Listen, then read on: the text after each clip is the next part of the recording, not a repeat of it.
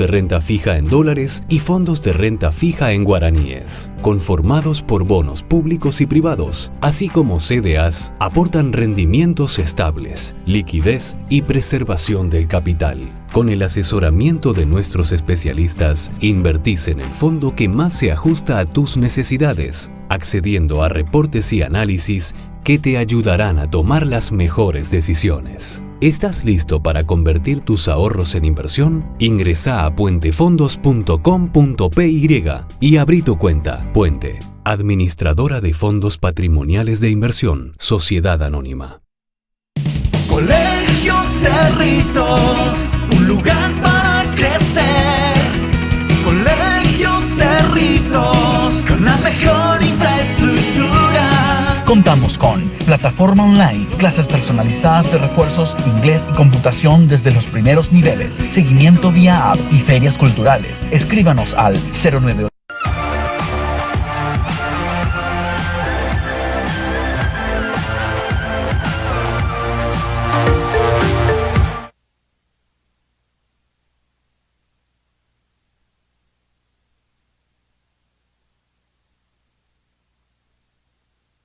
Aquí dentro del espacio del Foro Empresarial, también acompañando su jornada de trabajo. Y en este momento nos tomamos una pausa, seguramente ya en la primera parte de la mañana, y hablar con uno de los protagonistas que tenemos también aquí para poder compartir con ustedes. Queremos justamente también, antes, y pido 30 segundos, agradecer a la gente del Banco Sudameris que nos acompañan y nos recuerdan que tenemos beneficios siempre increíbles con nuestras tarjetas de crédito Sudameris. Esta herramienta que nos brinda, por ejemplo, 12 cuotas sin intereses, reintegros, experiencias y mucho más, con lo que implica tener nuestras tarjetas de crédito Sudameris. Pueden llamar hoy al 021-416-6000 o ingresando a la página web www.sudameris.com.py. Sudameris, todo un banco. Y les doy un tip más en las redes sociales, ya que todo el día estamos con el teléfono en la mano.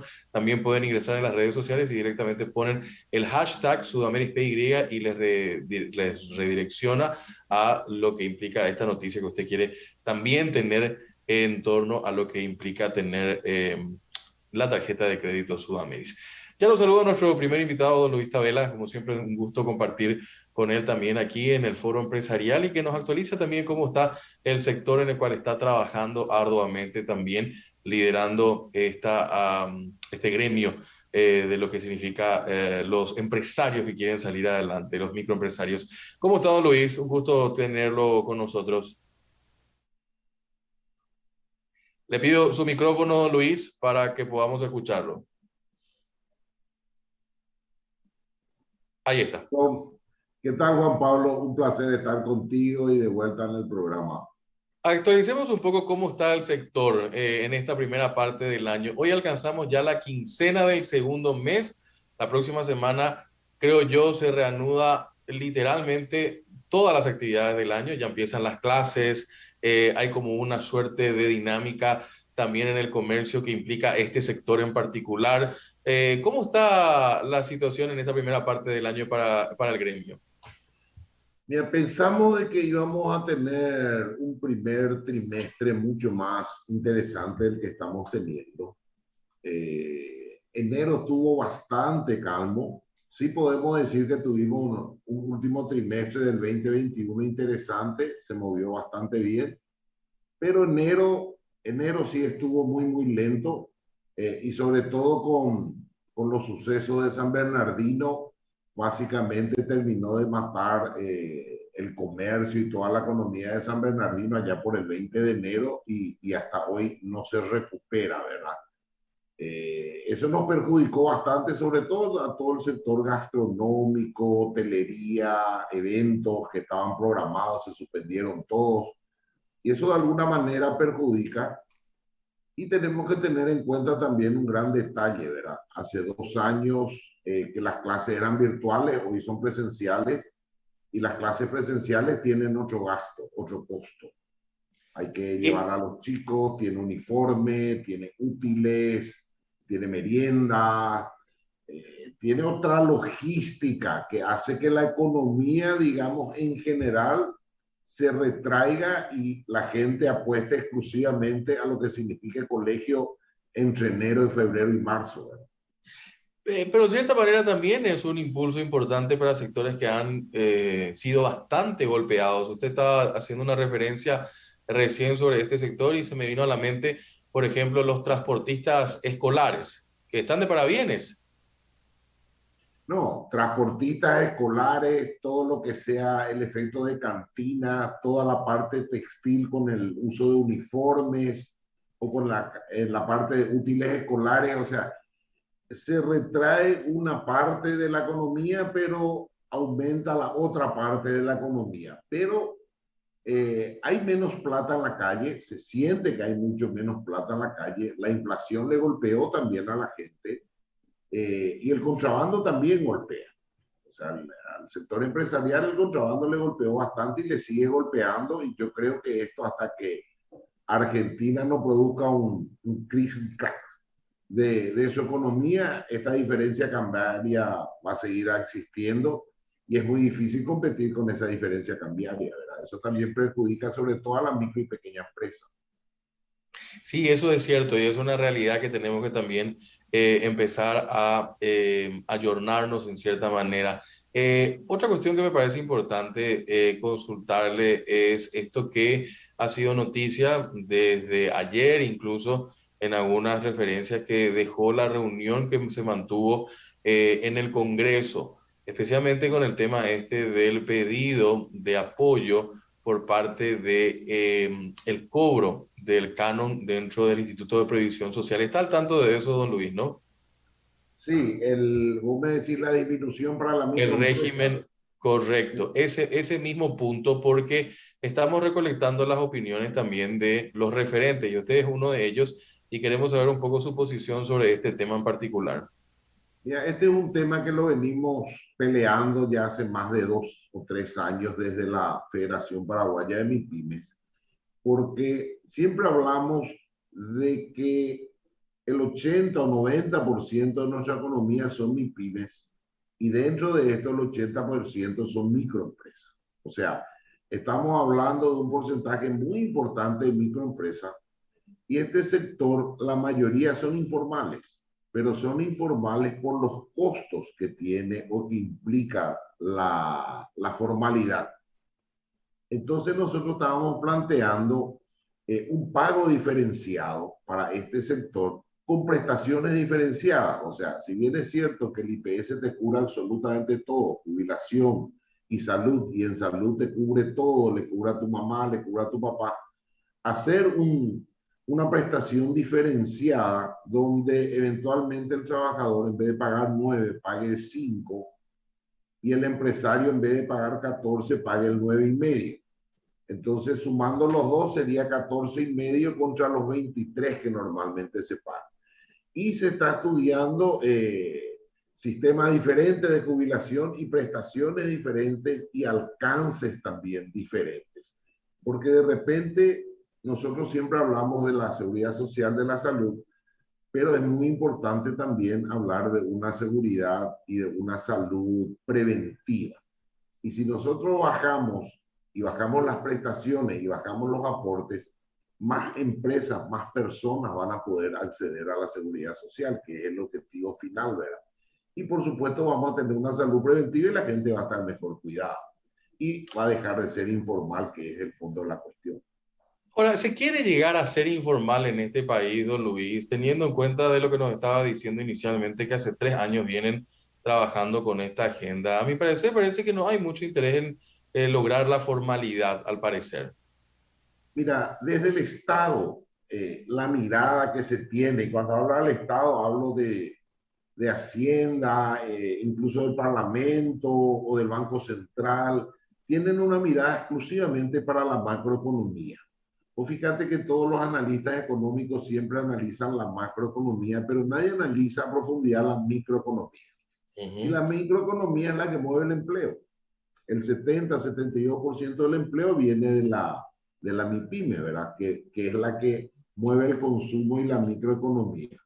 Entonces, es cierto, así mismo como vos decís, no hay un interés, una política de Estado verdadera donde se pueda decir, bueno, vamos a cambiar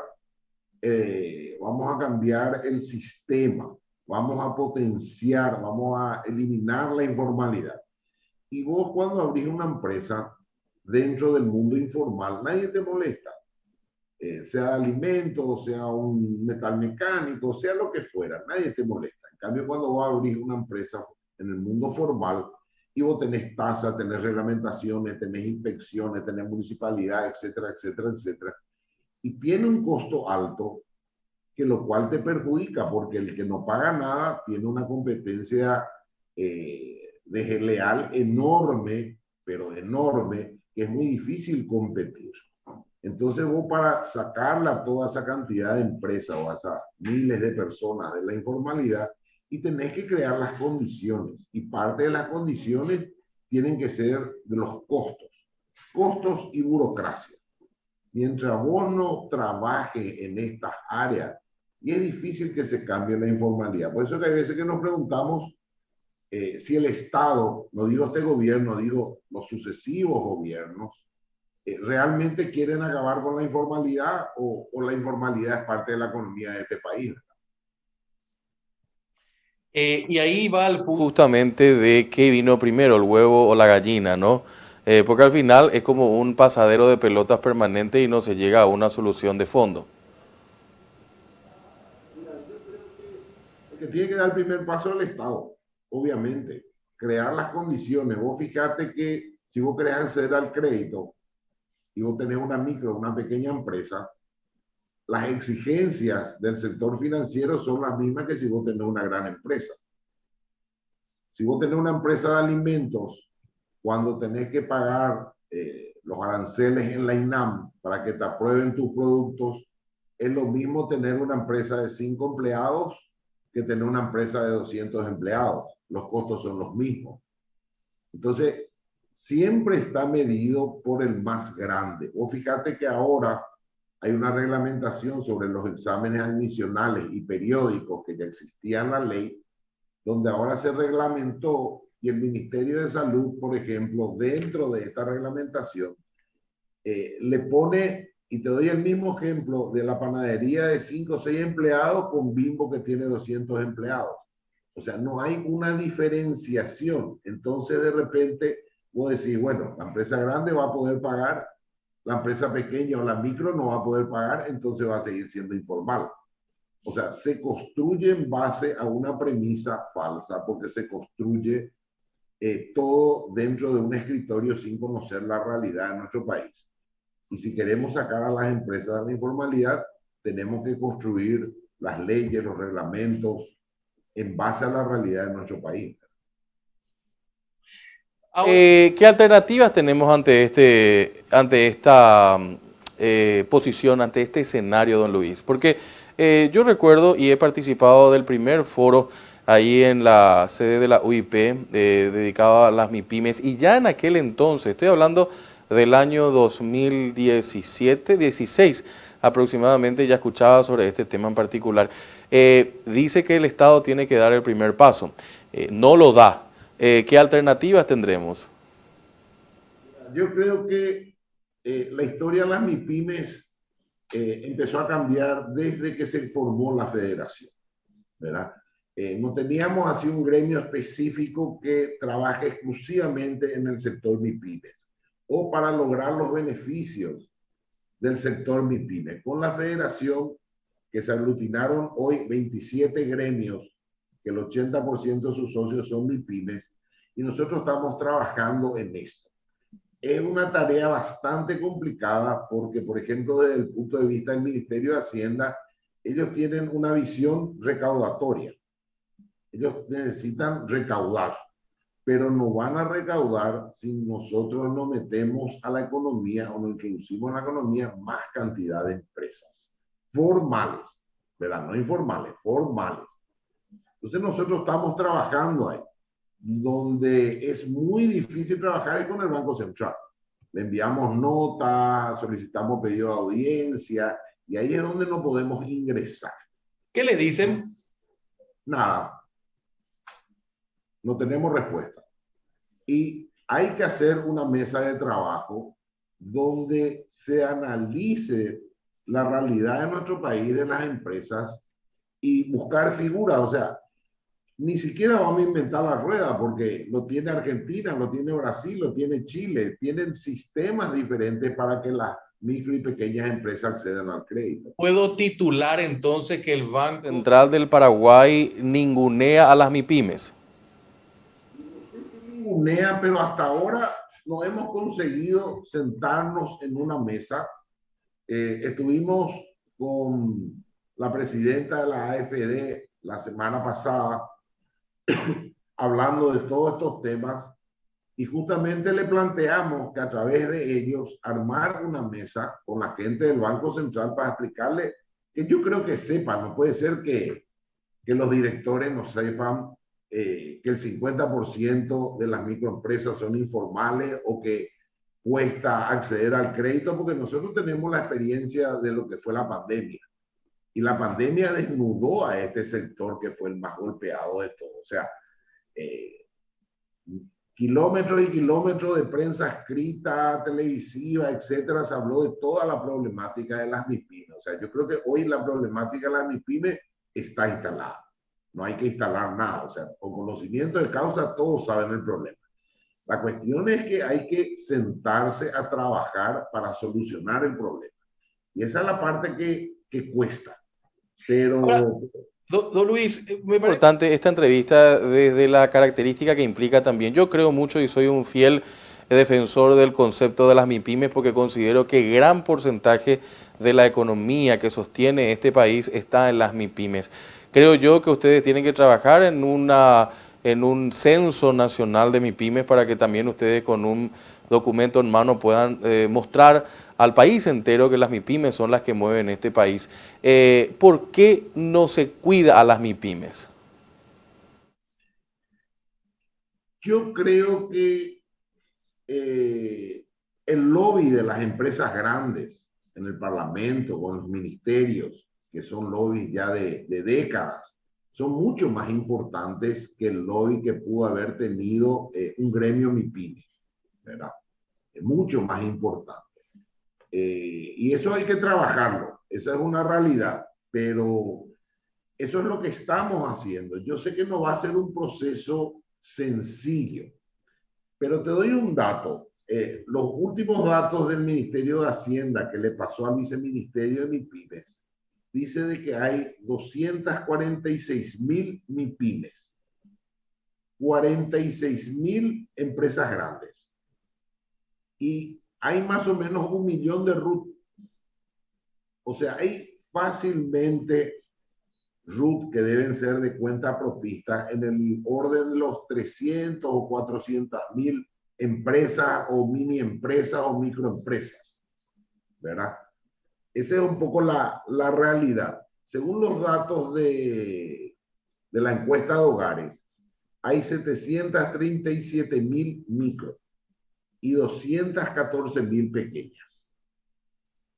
O sea, estamos hablando de 900,000 MIPYMES más o menos, según la encuesta de hogares. Entonces estamos hablando, por eso que maneja el 72-75% de la fuerza laboral, de A3, de A4, de A5, de A8. Y la gran mayoría de eso no tiene seguridad social o no son 100% formales. O sea, hay un trabajo enorme que hacer que tiene que impulsar como política económica. Y hoy el apoyo de las MIPYMES no figura en la agenda como política económica de ningún partido. Ese es el mayor problema. Ahora son tan que se están nucleados, empiezan a tener federaciones, cámaras, asociaciones. ¿Cuándo va a ser el día que hagan un atiguazú entre todos y empiecen a hacerle temblar a la gente del gobierno para que los puedan ver y tener en su radar? Y va a llevar todavía su tiempo, porque hay que trabajar, no hay una, ¿cómo te voy a decir? Una mentalidad gremial, cuesta todavía. En nuestro país le cuesta mucho a la gente asociarse, que son los gremios verdaderamente.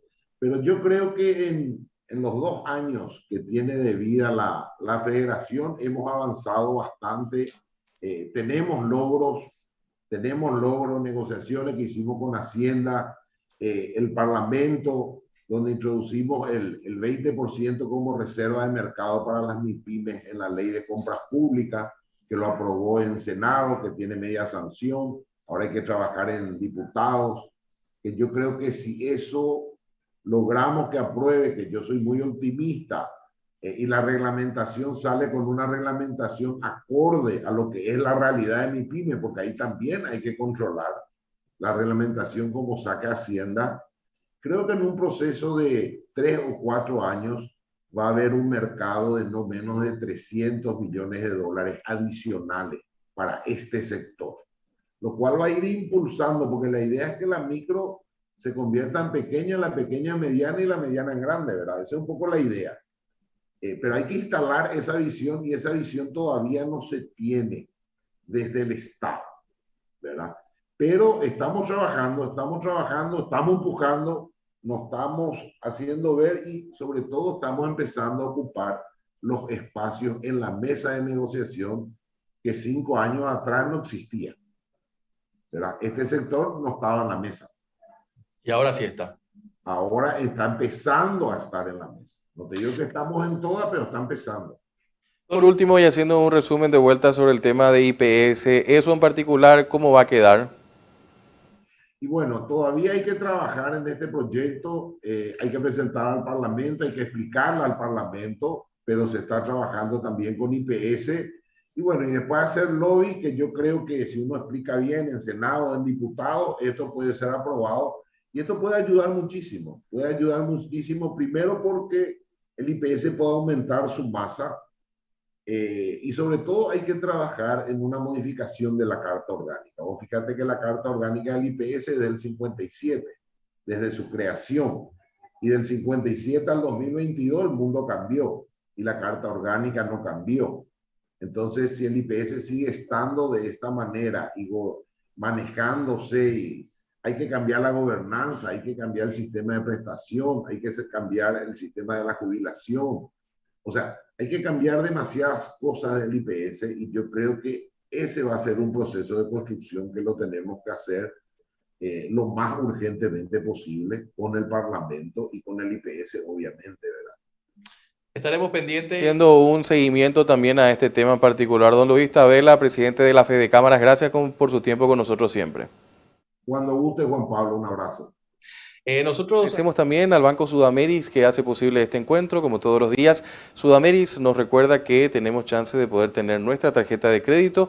Pueden llamar hoy al 021-416-6000, también en las redes sociales con el hashtag SudamerisPY, y en la página web www.sudameris.com.py/beneficios. Ahí encontrarán directamente todos los detalles que necesitan hoy conocer para tener su herramienta, su tarjeta de crédito Sudameris, con 12 cuotas sin intereses, con reintegros, con experiencias y mucho más. Sudameris, todo un banco. Sigan con nosotros, permítanos ser su compañía informativa durante su jornada de trabajo. Estamos trabajando para ustedes, preparando las informaciones también para los siguientes programas y también para nuestro servicio informativo.